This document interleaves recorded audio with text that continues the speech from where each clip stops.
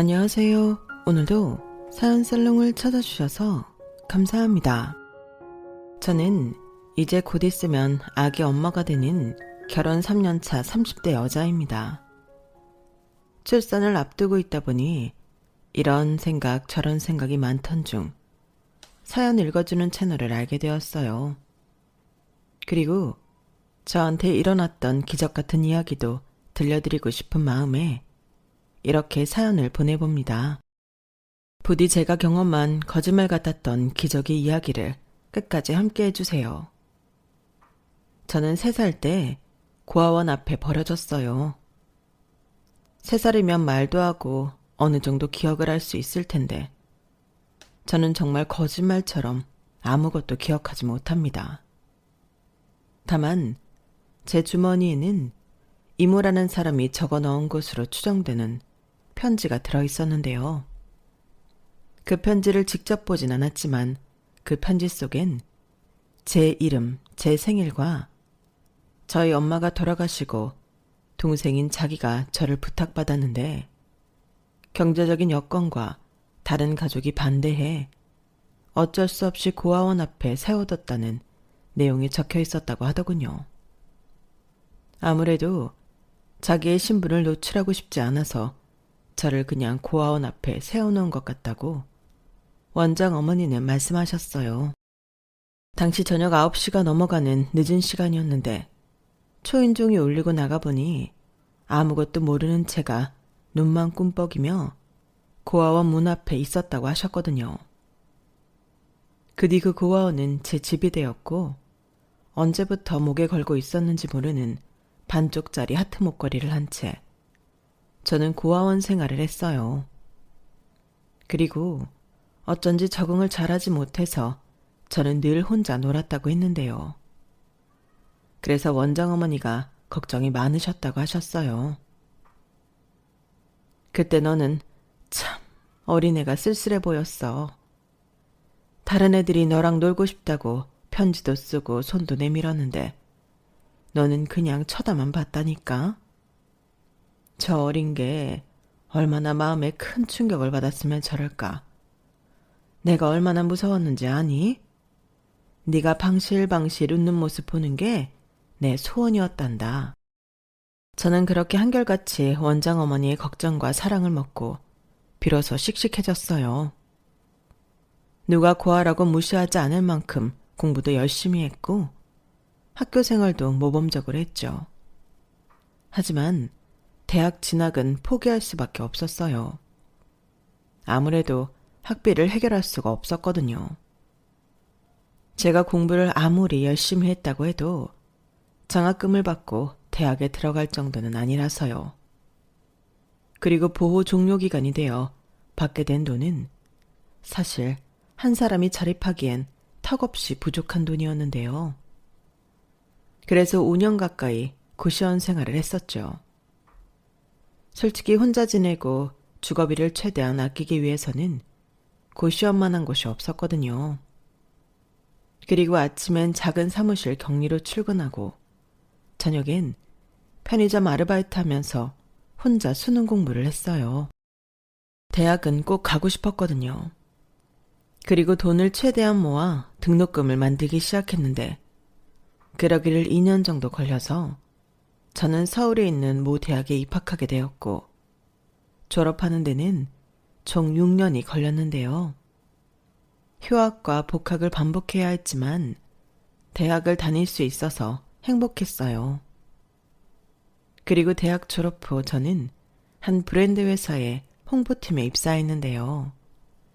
그때부터는 어쩐지 저도 사회의 한 구성원으로 인정받은 것 같은 기쁨으로 하루하루 최선을 다해 살았어요. 살던 집도 고시원에서 작은 원룸으로 옮겼고 그렇게 정신없이 살다 보니 저희 20대는 거의 끝이 났더군요. 남들은 연애하고 여행 다니고 새로운 도전도 한다는데 저는 그럴 여유 따윈 없었어요.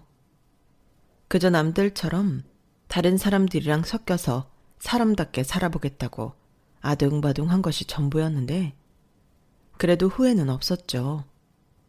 저는 제 자신이 너무나도 대견스러웠으니까요.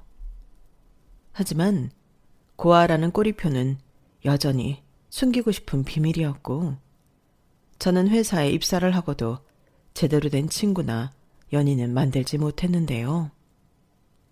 깊은 사이가 되면 제가 고아 출신이라는 걸 얘기해야 하는데, 그럼 그 사람들이 도망가 버릴까 두려웠어요.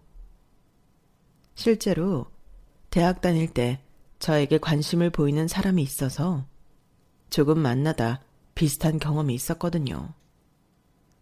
그때는 대수롭지 않게 넘기려고 생각도 잘하지 않았는데, 그건 저만의 착각일 뿐, 저는 그 뒤 그런 일이 또 생겨날까 잔뜩 겁을 먹고 있었죠.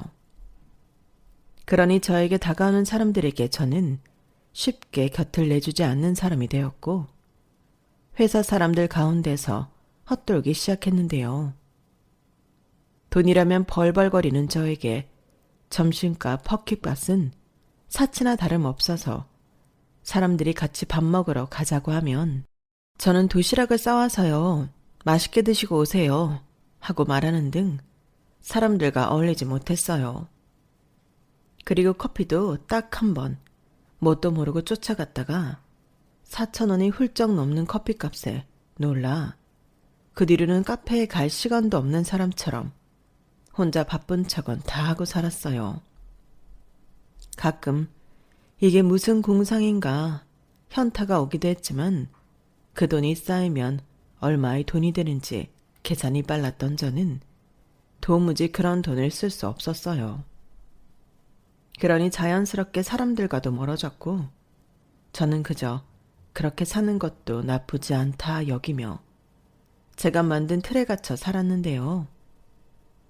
회사에 가지 않는 주말은 너무 힘들었어요. 친구도 없고 돈도 쓰고 싶지 않은 제가 할 수 있는 거라곤 동네에 있는 도서관에 가서 책을 읽거나 동네 산책이 다였거든요. 그러다 이럴 바에는 보람이라도 있게 봉사를 다니자라고 생각했고, 거리상 제가 살고 있는 곳에서 많이 멀지 않은 곳을 찾았는데, 그곳이 무슨 인연인지 고아원이었죠. 버스를 한 번만 타면 1시간 조금 넘어 도착하는 곳이었는데, 제가 지냈던 곳이랑 많이 비슷해서 처음부터 정감이 갔어요. 그리고 고아원 봉사를 하기엔 제가 생각해도 제가 참 적격이었는데, 고아원에서 지내는 아이들이 어떤 생활을 하고 어떤 것이 필요한지 제가 더 잘 알고 있으니 더 잘할 수 있을 것 같았죠. 그래서 저는 주말이면 그 고아원에 가서 봉사를 했고, 그 아이들과 친해지면서 생활의 활력을 찾게 되었는데요. 함께 봉사를 하는 분들도 한결같이 전부 좋으신 분들이었어요. 저처럼 매주 오시는 분도 있고 가끔 오시는 분들도 있었지만, 다들 제각각 어떤 사연이 있고 또 계기가 있어서 봉사를 하고 계시더라고요. 그러다 저처럼 자주 오시는 한 아주머니를 알게 되었어요. 그분은 오셔서 묵묵히 일만 하시는 분이셨는데 꼭 회사에 있는 제 모습을 보는 것 같더라고요. 그래서 인사 외에는 제대로 말도 걸어본 적 없던 그분이 남 같지 않았죠. 종이컵에 든 믹스커피긴 했지만 제가 먼저 커피 드시고 하세요 라고 말을 걸게 되었고, 그게 시작으로 저와 그 아주머니는 가까워지게 되었어요.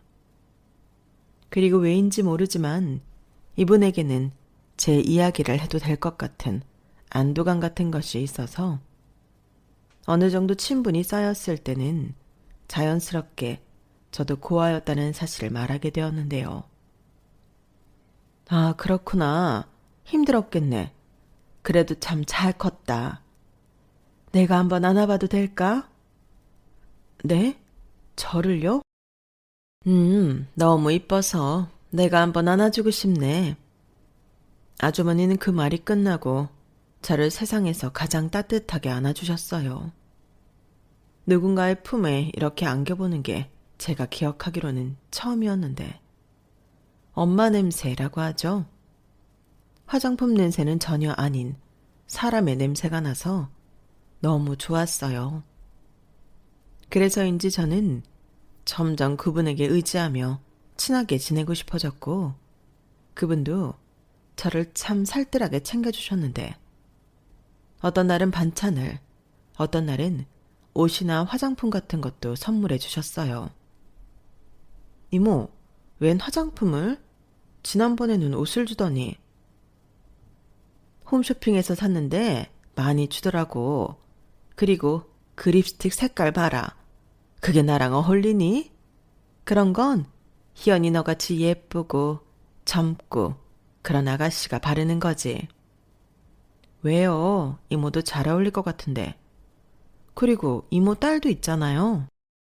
우리 딸은 한국에 없잖아. 그리고 걔는 내가 사지 말라고 해도 지가 사서 바르지. 걔가 욕심이 얼마나 많은데. 전공도 미술이라고 아주 도화지든 지 얼굴이든 그리는 건 엄청 좋아해. 와, 그래도 이모 딸은 너무 좋겠어요. 이모가 엄마라서. 어? 뭐 그렇게 생각해주면 다행인데 자식 속을 어떻게 다 아니? 그리고 나는 너도 내 딸이라고 생각해. 꼭 낳아야만 부모 자식으로 지내는 건 아니잖아. 그러지 말고 어디 한번 발라봐. 내가 이거 보고 딱 네 거라고 생각했다니까. 아주머니는 그렇게 말하고 직접 제 입술에 립스틱을 발라줬어요. 그리고는 너무 예쁘다며 좋아하셨는데, 그때 저도 속으로 나도 이런 엄마가 옆에 있으면 너무 좋겠다 라고 생각했어요. 그래서 한 번도 보지는 못했지만 아주머니의 딸이 많이 부러웠는데요. 그러던 어느 날 아주머니께서 끝나고 밥을 같이 먹자고 하시면서 웬일로 술도 한잔 하셨는데, 엊그제가 먼저 보낸 남편의 생일이었다고 하시면서 예전과는 전혀 다른 얼굴을 하셨어요. 그 모습이 많이 쓸쓸해 보였는데, 그렇게 술친구를 해드리니 아주머니는 아, 그래 희연아, 너 우리 아들 만나볼래? 전에 우리 아들이 내가 하도 네 얘기를 많이 하니까 궁금하다고 만나고 싶다고 하더라. 둘이 나이도 2살인가 차이 나는 것 같은데 어때? 한번 만나볼래? 라며 뜻밖의 말을 꺼내셨고, 저는 아주머니가 술김에 하신 이야기라고 생각하면서도 그건 아닌 것 같다고 거절했어요. 괜히 이모 하면서 잘 지내고 있는 이 관계가 깨질 것 같았거든요. 그리고 지금이야 술김에 하신 말이지만 나중엔 생각이 달라지실 수도 있다고 생각했는데요. 제가 그만큼 누군가를 만나는 것을 많이 두려워했어요. 그런데 다음날 술이 깬 아주머니는 자기 아들 괜찮다며 연신 한 번만 만나보라고 하셨고, 저는 그때도 남자 만날 생각이 없다고 거절했는데, 제가 2번 거절을 하니 아주머니도 더는 당신 아들 얘기를 꺼내지 않더군요. 그렇게 시간은 또 지나갔어요. 제가 쌀쌀해지는 가을에 봉사를 시작했는데 어느덧 추운 겨울이 지나고 봄이 되었죠. 그리고 아주머니와 저는 더욱 가까운 사이가 되어 처음 보는 사람들은 저희 2사람을 정말로 이모랑 조카로 보는 사람들도 생겼는데요. 그럴 때면 아주머니는 맞아요, 제 조카예요. 우리 조카 예쁘게 생겼죠? 얼굴만 예쁜 게 아니라 성격도 얼마나 좋은데요. 그러니까 주변에 좋은 사람 있으면 저한테 알려주세요. 라며 전에 없던 너스리를 떠시곤 했는데, 그때는 거짓말이긴 했지만 기분이 좋았어요. 정말 아주머니와 제가 가족이 된 것 같았고, 앞으로도 계속 이렇게 거짓말이지만 가족처럼 지내고 싶은 마음이었는데, 그러던 어느 날 아주머니가 이불 빨래를 하시다 비누 거품 때문에 바닥에서 미끄러지는 사고가 나고 말았어요. 어찌나 큰 소리가 났는지 놀라서 뛰어갔는데 도저히 일어날 수가 없다며 끙끙 앓으시더라고요. 그래서 제가 놀란 마음에 119에 전화를 걸었고, 도착한 구급차에 실려 병원에 갔는데요. 넘어질 때 허리를 삐끗해 당분간 병원 신세를 지게 되셨어요. 아무래도 움직이면 안 되는데 집에 계시면 사람이 움직이게 된다고 당분간 입원을 하라고 병원에서 권했거든요. 그러려면 가족의 동의가 필요했고 그렇게 아주머니의 아들을 처음 보게 되었어요. 아주머니가 병원 수속 때문에 아드님을 불렀거든요. 그리고 저는 그것도 모른 채 아주머니 옆을 지키고 있었는데요. 그때 허겁지겁 많이 놀란 듯한 남자가 뛰어오더군요. 그런데 복장이 특이했어요. 다른 곳에서 뛰어온 것이 아니라 같은 병원 건물에서 뛰어왔더라고요. 의사 가운을 입고서요. 네, 아주머니 아들은 그 병원 의사였던 거예요. 그리고 놀란 토끼 눈을 하고서는 저와 아주머니 곁으로 왔는데요. 엄마, 이게 다 뭐야? 그리고 병원에 왔으면 나부터 찾아야지. 뭘 호들갑을 떨어. 어떤지를 알아야 너를 찾든 내가 집에 가든 하는 거지. 그리고 엄마 혼자 있는 것도 아니었고 인사해. 네가 그렇게 보고 싶다던 희연이다. 저는 이 상황에 어리둥절해서 얼떨결에 허리까지 굽히며 정중하게 인사를 했어요. 그리고 최대한 어떤 상황이었는지 설명을 했는데 아주머니 아들은 그러냐며 같이 병원에 와주고 곁에 있어줘서 고맙다며 똑같이 정중하게 인사를 했죠. 그 모습을 어쩐지 아주머니는 참 흐뭇하게 보셨는데 지금 생각해도 얼굴이 화끈거려요. 왜 그런지 모르지만 남자를 보고 그렇게 얼굴이 빨개진 적은 그때가 처음이었거든요. 그리고 그 남자도 어딘지 모르게 쑥스러워하는 것처럼 보였는데요. 그때는 대화를 나눌 겨를도 없이 아주머니 입원 수속을 하고 병실로 올라가느라 정신이 없었어요. 게다가 아주머니 아들은 그새 호출이 와서 올라가 봐야 했고 여기는 제가 있을 테니 걱정하지 마시고 가서 일 보세요. 라고 말한 뒤 아주머니한테 필요한 것들을 사오는 등 분주하게 움직였죠. 그리고 오후 5시가 되어갈 즈음 저녁 식사가 나왔는데요. 아주머니는 저는 괜찮다고 해도 거의 막무가내로 아니야, 내가 안 괜찮아. 오늘 나 때문에 네가 얼마나 수고를 했니? 가만히 있어봐. 우리 아들 불러서 너 맛있는 것 좀 사주려고 해야겠다. 라고 하시며 핸드폰을 꺼내시는데 다친 분한테서 핸드폰을 뺏을 수도 없고 참 난감했죠. 그 뒤 30분이 넘었을까? 이제는 의사 가운이 아닌 사복을 입은 아주머님 아들이 병실로 왔는데요. 아주머니의 상태며 입원한 침대까지 꼼꼼하게 챙기더니 이내 저한테 같이 나가자고 했어요. 밥도 사주고 저를 데려다 준다면서요. 아니요, 저는 괜찮아요. 그리고 이모, 아니, 아주머니가 움직이시는 게 많이 불편하셔서 화장실 문제도 있고 제가 오늘 밤엔 여기 있으려고요. 뭐? 희연아, 그럴 필요 없어. 나 그렇게 아예 못 움직이는 거 아니야. 살살 움직이면 돼. 그리고 아들도 있는데 뭐가 걱정이니? 됐다. 석현이 너 얼른 희연이 데리고 나가. 그래도요. 의사 선생님이 오늘하고 내일이 제일 많이 아플 거라고 하셨는데 저라도 옆에 있어야죠. 너 내일 출근 안 해?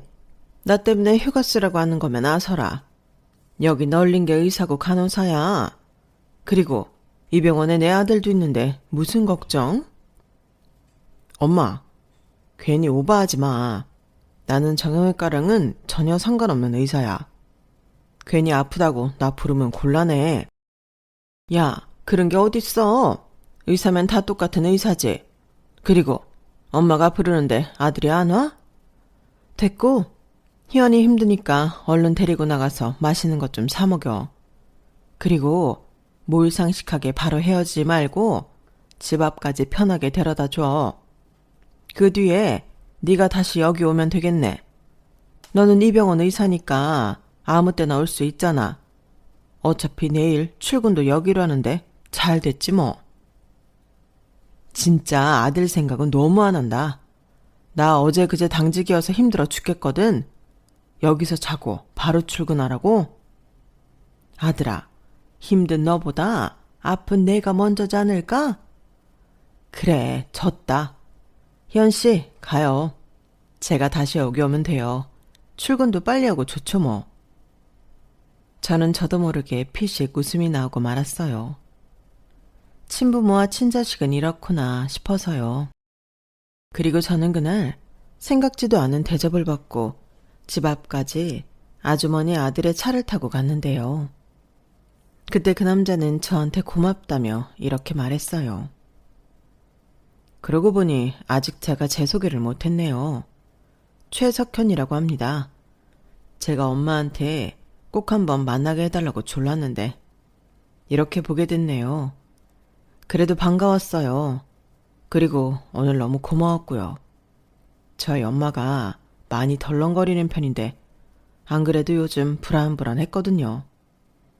네? 이모, 아니 아주머니 그러신 분이 아닌데 엄청 차분하시고 꼼꼼하세요. 그거 원래 성격 아니에요. 저희 엄마는 원래 덤벙거리고 잘 까먹고 그러시거든요. 아빠 돌아가시고 엄마가 많이 힘들어해서 잠깐 다른 모습이 나온 거죠. 그래도 너무 다행이에요. 저는 덤벙거리는 엄마가 훨씬 좋거든요.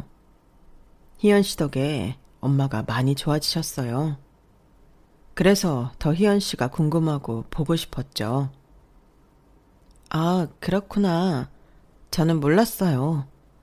그렇다고 너무 심각해지실 필요는 없고요. 저희 아빠 사실 그렇게 오래 버티실 수 있는 상황이 아니었는데 엄청 잘 견디시고 저희 곁에 그래도 오래 있다 가셨어요. 준비되지 않은 이별은 아니었는데 워낙 두 분이 사이가 좋아서. 이별이라는 게 준비가 된다고 쉬운 건 아니잖아요. 제가 앞으로 더 잘 챙겨드려야겠어요. 알려주셔서 감사합니다. 제가 더 감사하죠. 근데 아까부터 이걸 물어볼까 말까 고민을 엄청 했는데 밤에 이불킥 할 것 같아서요. 뭐 하나 물어봐도 될까요? 네? 네, 그러세요. 저 왜 안 만난다고 하셨어요? 저희 엄마가 저 까였다고 포기하라고 했는데 사실 제가 어디 가서 막 까이고 그런 스타일이 아니거든요. 혹시 사진을 못 보셨나? 저는 꽤나 진지한 얼굴로 농담을 하는 그 사람이 너무 웃겼어요. 그리고 자꾸만 주책맞게 입꼬리가 올라갔는데 거기서 이유를 설명하는 것도 너무 이상해 그냥 웃고 말았죠. 그러자 그 남자는 다시금 저에게 이제 얼굴도 보고 서로 통성명도 했는데 저 정말 별로예요? 라고 물었는데요. 그때는 저도 어디서 그런 용기가 났는지 아니요, 별로긴요. 너무 훌륭하신데요. 라고 저도 농담하듯 제 마음을 말해버렸어요. 그러자 그 남자는 활짝 웃으며 저에게 그럼 우리 가끔 종종 이렇게 만나볼까요? 일단은 저희 엄마 병실에서? 라고 말했는데 저는 좋다고 대답했죠. 그리고 그게 정신 차려보니 저희 두 사람의 만남의 시작이었는데요. 그 사람, 아니 석현 씨는 저에게 만날 때마다 참 따뜻하고 다정하게 잘해줬어요. 그 엄마의 그 아들이라고 석현 씨도 엄마 못지않게 사람이 너무 좋았거든요. 그러니 저도 그 사람에게 최선을 다해 잘해주고 싶었고 그렇게 서로 잘해주고 싶은 마음이 커져 저희는 진지하게 교제를 하게 되었죠. 그간 누굴 만난다는 게 제 출생부터 고백해야 해서 부담이 많았는데 석현 씨는 제가 고아 출신이라는 걸 이미 알고 있으니 제 마음이 더 빨리 기울었던 것 같아요. 그리고 그렇게 만나기를 2년이 넘었을 무렵 다른 누구보다 저희가 만나는 걸 환영하고 좋아했던 이모가 저에게 아들보다 먼저 프로포즈를 해주셨는데요. 지금도 그때를 떠올리면 가슴이 벅차올라서 눈물이 날 지경이에요. 희연아, 둘이 그렇게 좋아 죽는데 니들은 도대체 언제 결혼을 할 거야? 나는 이제 이모 말고 엄마 하고 싶다. 시엄마. 그동안 내가 옆에서 지켜봤지만 너같이 내 마음에 쏙 드는 며느리는 없어. 둘이 얼마나 잘 어울리는지 니들은 아마 모를걸? 그러지 말고 내 아들이랑 결혼해주면 안 되겠니? 이거 시어머니가 며느리한테 하는 프로포즈다. 네? 아니 무슨 프로포즈를 시어머니가 해요. 왜? 목마른 사람이 우물 파는 거지. 석현이 그게 지 바쁘다고 시간 가는 줄 몰라요. 옆에서 여자가 기다리다가 좋은 나이 다 보내게 할 놈이야 그놈이. 그래도 석현 씨 마음이 어떤지도 모르는데 너는 꼭 그걸 확인해야 하니? 내 눈에는 훤히 다 보이는데. 미국에 있는 수빈이도 그러더라. 지 오빠가 연애하고 너무 착해졌대. 하루빨리 결혼시켜야 한다고 이번에 한국 들어온다고 했어. 내가 그렇게 엄마 적적하니까 들어오라고 해도 안 들어오더니 이번엔 아예 들어온다고 하더라. 그게 다 네가 우리 집에 굴러온 복덩이라 그래. 정말요? 제가 정말 복덩이에요? 살면서 그런 말 처음 들어봐요. 그래? 그럼 앞으로 내가 평생 옆에서 얘기해 줄게. 너는 내 생명의 은인이고 우리 집의 귀한 복덩이다. 내가 아들이 있어서 얼마나 다행인지 몰라, 희연아. 우리 앞으로 평생 가족하자. 저는 이모의 말에 눈물을 터뜨리고 말았어요. 아니, 당사자인 남편한테 받은 프로포즈도 아닌데 저렇게 울어버렸으니 그 남자도 많이 당황했다고 하더라고요. 자기도 뭐 어마어마한 프로포즈 계획을 세우고 있었다나? 그런데 자기 엄마가 먼저 선수쳐서 김샜다고 입이 대빨 나왔는데 그 바쁜 와중에도 반지를 언제 샀는지 동화 속 왕자님처럼 제 앞에 반지를 꺼내 보여줬어요. 그리고 희연아, 나랑 결혼하자. 정식 프로포즈를 하는데 거절하면 제가 바보죠. 이런 일생일대의 기회를 놓치면 안 되잖아요. 비록 모든 것이 제가 많이 부족한 결혼이지만 저는 처음으로 욕심이라는 걸 내보고 싶었어요. 그렇게 저희는 결혼을 약속하게 되었고 미국에서 신우가 귀국하면서 작게나마 결혼식을 올리기로 했는데요. 사실 그것도 부를 가족이 없는 저를 배려하느라 그렇게 된 거였어요. 아무래도 결혼식을 올리려면 저는 혼주 자리를 비울 수밖에 없으니까 그 부분을 예비 시어머니와 예비 남편이 신경을 써주셨는데 모자가 상의를 했는지 저에게 결혼식을 그냥 파티처럼 소소하게 하자고 제안을 해주셨어요. 희연아, 결혼식이 뭐 대수니?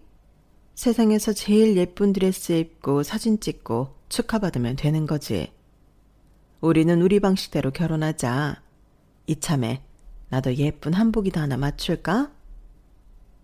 그러세요. 제가 세상에서 제일 예쁜 한복 맞춰드릴게요. 어머나, 그럼 나는 너무 좋지. 그래, 우리 네가 더 예쁘냐 내가 더 예쁘냐 경쟁하면서 그날 아주 행복해서 입이 찢어져 보자.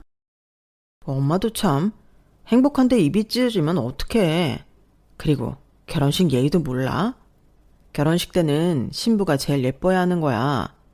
희연이는 뭐 아무거나 입어도 예쁘지만 거기에 엄마가 오버하는 건 좀 아니지. 대충 입어. 뭐야? 너 지금 그게 너 낳고 힘들게 키운 네 엄마한테 할 소리야? 싫어. 나도 예쁜 한복 입을 거야. 내가 없는 살림에 너 의사 공부시킨다고 얼마나 힘들었는데. 이렇게라도 보상 받아야지. 아우, 우리 수빈이가 빨리 와야지.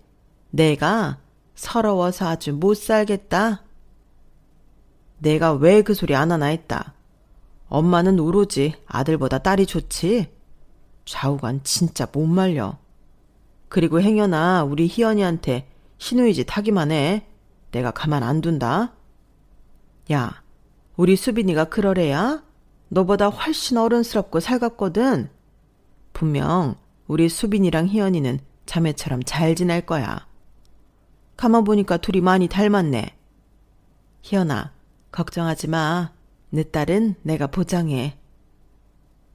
이젠 시어머니가 될 아주머니는 결혼식도 결혼식이지만 멀리 떨어져 살던 신우가 돌아오는 것에 한껏 설레어하고 있었어요. 그리고 저 역시도 신우가 어떤 사람일지 궁금하기도 하고 한편으로는 긴장도 됐는데요. 아주머니 말처럼 자매처럼 잘 지내면 너무 좋지만 그렇지 않다면 어떡할까 걱정하는 마음도 있었어요. 하지만 예비 신랑도 그렇고 워낙 식구들 인품이 좋으니 잘 지냈으면 좋겠다는 생각을 갖고 있었는데요.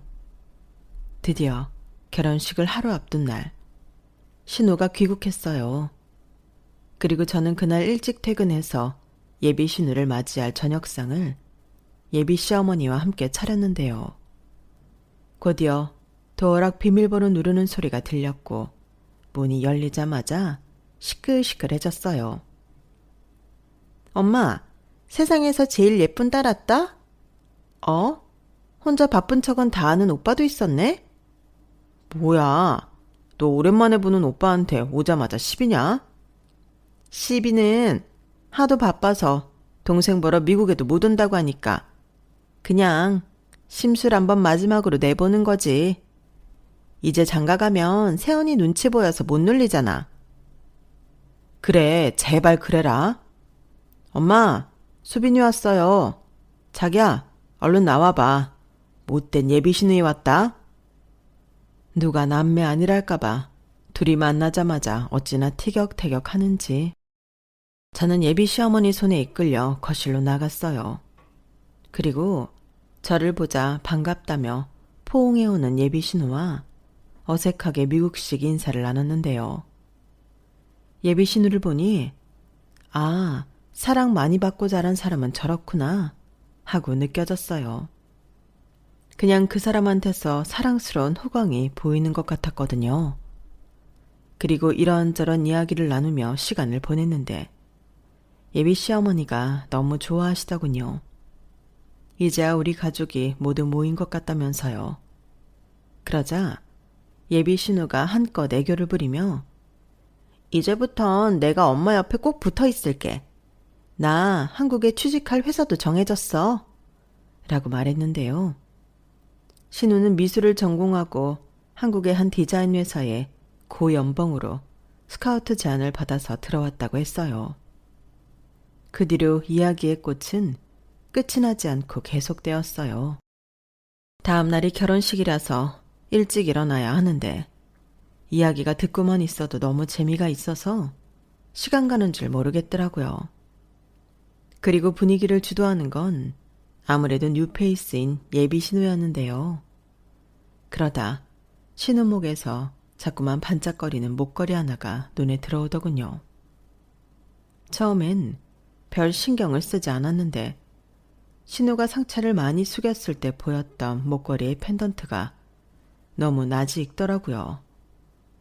그래서 저도 모르게 똑같은 목걸이 나도 있는데 라고 말해버렸고 순간 분위기가 바뀌었어요. 자기도 같은 목걸이가 있다고? 잠깐만. 저는 방에 가서 잘 보관하고 있던 목걸이를 들고 나왔어요. 사실 결혼을 약속하고 저는 이미 예비 시댁에 들어와 예비 남편과 함께 지내고 있었거든요. 그리고 고이 간직했던 목걸이를 가족들 앞에 내놓았는데 예비 시어머니가 제일 많이 놀라셨어요. 너 이거 어디서 났니? 이건 저희 엄마 유품이에요. 잘 기억은 나지 않지만 고아원에 버려졌을 때 목에 차고 있었고 원장어머니 말로는 펜던트가 반쪽인 걸 봐서는 다른 반쪽도 있을 거라고 하셨는데 별 기대하지 않고 살았거든요. 근데 아가씨 목걸이랑 너무 똑같아서. 수빈아, 그거 줘봐. 어? 그리고 오빠 있잖아.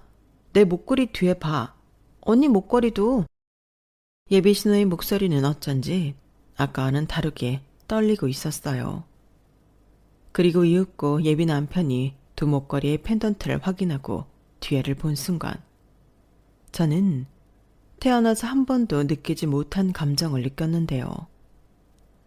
목걸이 뒤편엔 누군가 뾰족한 걸로 적어놓은 글씨가 적혀 있었어요. 제 목걸이에는 희연이, 예비 신우의 목걸이엔 소연이 라고 예비 시어머니가 그간 한 번도 말해주지 않았던 말을 해주셨죠. 수빈이 입양할 때 이름이 소연이었어. 그 원장님 말로는 자매가 똑같은 목걸이 반쪽을 갖고 있을 거라고 했는데 나는 그게 희연이 너일 줄은 꿈에도 몰랐다. 네? 아가씨가 입양이요?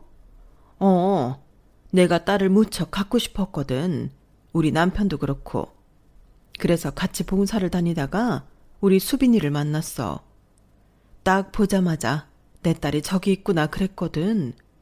그리고 우리 수빈이는 7살이 넘어서 기관에 왔다고 하는데. 엄마, 그 다음 말은 내가 할게. 엄마랑 아빠가 이혼할 때 나는 아빠가 맡았어. 돌도 안 된 애를 무책임하게 버리고 갔지. 아빠가 엄청 무서운 사람이었는데 엄마가 같이 살기 힘들었나 봐. 그래서 이혼하기로 했고 언니는 엄마가 데리고 갔는데 나는 고모들 손에 자라다가 아빠가 술 때문에 알코올 치매가 와서 길거리에서 객사했거든. 그래서 고모들이 바로 나를 고아원에 버렸어. 네 목걸이 보고 엄마가 찾아올 거라나? 나는 그 말을 믿진 않았지만 목걸이를 풀진 않았어. 날 버리고 간 여자가 어떤 여자인지 궁금했거든. 엄마는 병으로 내가 3살 때 돌아가셨어. 나는 잘 기억이 안 나는데 고아원에 버려졌을 때 이모가 편지를 남겨서 그렇게 알고 있어. 동생이 있다는 건 솔직히 기억이 잘 나지 않는데. 미안. 내가 왜인지는 잘 모르지만 어릴 때 기억이 별로 없어서. 근데 확실한 건 날 낳아준 엄마는 나쁜 사람이 아니야. 다른 건 기억이 나지 않지만 항상 엄마는 저녁 되면 울고 계셨어. 그때는 이유를 몰랐지만 아마도 두고 온 딸 때문에 울고 계셨던 것 같아. 내 기억 속에 엄마는 항상 슬퍼 보였거든. 제 말에 신우, 아니 제 동생 소연이는 펑펑 울기 시작했어요. 그리 긴 인생은 아니었지만 살면서 내내 자신이 버림받았다고 생각했던 게 그 이유 같더라고요. 그리고 저 역시도 펑펑 울었는데요. 다음날 결혼식이 있다는 것도 까맣게 잊고 저희 모두는 한참을 말도 없이 울었어요. 그리고 웃기게도 다음날 식구들 눈이 빨갛게 충혈이 되어서 결혼식을 올렸는데요. 지금도 결혼식 사진을 보면 너무 웃겨요. 그때 다른 사촌들도 니들끼리 싸웠니? 왜 눈들이 전부 다 개구리 왕눈이가 됐어? 사진 어떻게 찍으려고 그래? 얘들 사진 전부 포토샵 해야겠다. 라고 했는데 저희는 있는 그대로 사진을 남기길 원했어요. 일생일대 한 번의 사진이긴 했지만 그게 더 추억에 남을 것 같아서 그렇게 찍었죠. 그래서 저희 가족은 지금도 그 사진을 보면 웃음을 참을 수가 없는데요. 그 뒤 남편은 저와 소연이의 머리카락을 가지고 유전자 검사를 의뢰했어요. 하지만 검사 결과와 달리 저희는 저희가 친남매라는 걸 의심하지 않았는데요. 저희 자매에게 남겨진 목걸이 뒤에 글씨체가 누가 봐도 한 사람의 것이었거든요. 그리고 결과 역시 저희는 친자매가 맞았는데 그때 저희 시어머니가 정말 많이 우셨어요. 어떻게 이런 일이 일어날 수 있냐며 이건 기적이라고. 하늘에 계신 저희 친엄마한테 앞으로는 두 딸 모두 저한테 맡기시고 그곳에서 편하게 행복하세요. 두 아이 이렇게 만나게 해주셔서 감사합니다. 정말 감사합니다. 라고 하셨어요. 그리고 저한테 너는 내 하나뿐인 며느리이기도 하지만 내 큰딸이야. 희연이, 수빈이, 아니 소연이 엄마한테 와줘서 너무 고맙다. 그 뒤 저희는 남편까지 포함해 끈끈한 둘도 없는 가족이 되었어요. 비록 이름은 바뀌었지만 수빈이는 이제 소연이었을 때의 아픔도 조금씩 잊혀져 갔고 시어머니는 정말 저희의 엄마처럼 살뜰하게 저희 모두를 챙겨주셨는데요. 가족 모두 시간이 나면 봉사도 다니고 여행도 다니고 하루도 빠짐없이 즐겁게 지냈죠. 그리고 결혼한 지 2년이 넘어갈 즈음 아이가 저희 부부에게 찾아왔고 새로운 식구가 태어난다는 기쁨에 저희 가족은 매일 행복한 설렘이 가득합니다. 저는 현재 출산 겸 육아휴직으로 집에서 태교에 전념하고 있어요. 그리고 아이가 태어나면 더 많이 행복해지기 위해 책도 많이 보고 좋은 거 많이 보며 출산일을 기다리고 있는데 저도 저희 아이도 건강한 모습으로 만날 수 있었으면 좋겠습니다. 그리고 끝으로 이 자리를 빌어 저에게, 아니 저희 자매에게 오늘이란 기적이 있을 수 있게 해주신 저희 시어머니에게 무한한 사랑과 감사의 뜻을 전하고 싶어요. 저는 종교도 없는 사람이지만 가끔 이런 생각을 해요. 너무 빨리 떠나버린 저희 엄마가 당신을 대신할 저희 시어머니를 저희 자매에게 보낸 것이 아닐까. 그래서 너무 감사하고 제가 평생 잘해야겠다는 다짐을 하게 되는데요. 어렵게 다시 만난 제 동생과 평생의 은혜를 갚으며 살아갈 생각입니다. 그리고 자상하고 한결같이 좋은 사람인 저희 남편과 영원히 행복하고 싶어요. 부족한 저를 품어주고 사랑해주는 남편을 위해서라도 더 사랑이 넘치는 아내가 되고 싶습니다. 제 사연은 여기까지예요. 막상 이렇게 제 이야기를 글로 쓰니 저에게 일어난 모든 일들이 전부 드라마고 기적처럼 느껴지는데요. 그래서 더 감사한 것들이 많아지는 것 같습니다. 앞으로 남은 인생은 그런 감사한 것들에 대한 보답으로 최선을 다해 살아갈 것 같아요. 그럼 지금까지 제 사연 들어주셔서 대단히 감사합니다. 늘 가정의 평화가 기쁨이 가득하길 바라며 저는 이만 인사드릴게요. 안녕히 계세요. 여러분, 사연 댓글에 응원과 현명한 조언 부탁드려요. 좋아요와 구독은 저에게 큰 힘이 됩니다. 오늘도 좋은 일 가득하세요.